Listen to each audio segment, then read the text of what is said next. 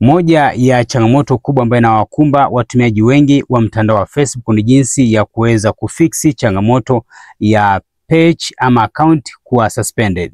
Kupitia video hii nitaenda kuonesha exactly how to fix Facebook page recommendation suspended na jinsi ya kuweza kurestore your page ama account yako ya Facebook.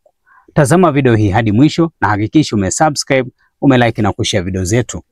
Hatua ya kwanza katika video hii, hapa chini njoo download hili file ambalo tumekuwekea kupitia Google Drive. Kama ambavyo unaona, utakuja hapa, utabofya hapa download. Utadownload na hakikisha unatumia kompyuta ili kuweza kutumia extension hii. Hatua inayofuata, hakikisha kwenye PC yako unaenda unafungua sehemu ambayo imeandikwa extension hapa. Utakuja kwenye extension, then ukuja hapa kwenye manage extension. And then njoo hapa kwenye developer mode, turn on, kuruhusu kupokea extension zingine. Baada hapo, kwa kuwa tumesha download faili hili, moja kwa moja hapa utaenda kwenye eneo ambalo umedownload. Hii hapa tayari uta extract hiyo faili lako. Tayari tumesha extract hili hapa.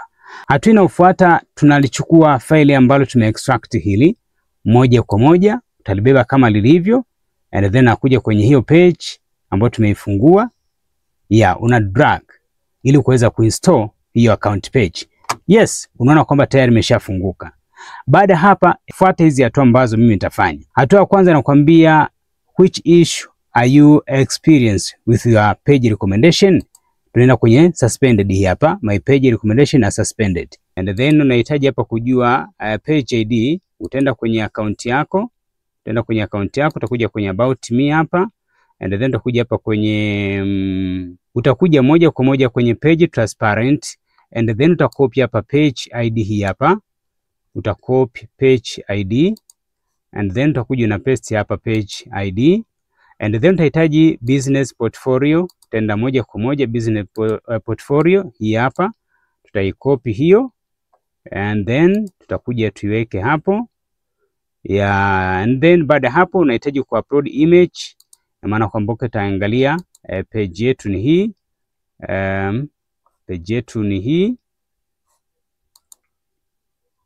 Angalia kwamba page yetu iko suspended, uta screenshot. Hiyo tayari nimesha screenshot. Nita save page, and then nitakuja ni upload hapa hiyo screenshot hapa, upload hiyo select image iko kwenye downloads.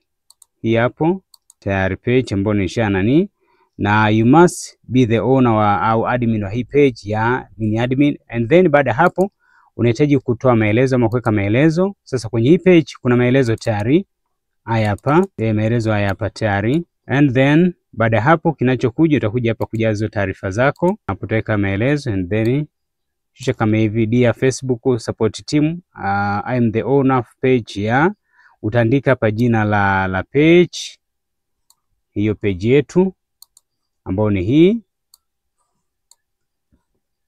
and then utaweka hapo ID number ya page, Mtaenda kwenye ID number ya page. Tumeona kwa sababu tunayo hii hapo hapa juu. ID number ya page ni hii, utakopi, utaweka hapa, utaweka hapo ID number ya page, and then Facebook suspended na nini. Okay, that's that. Unaweza kuandika hapa jina lako, mimi nitaandika jina hili, and then after that unapaswa kusubmit. Submit hapa, utasubiria majibu. Na hakikisha mara baada ya kufanya submission au baada ya kusubmit, changamoto kama hii hapa inaweza kufunguka ndani ya lisali moja. Isipofunguka unaweza kurudia baada ya masaa mawili kufanya kama kwa hatua tulizofanya hivi.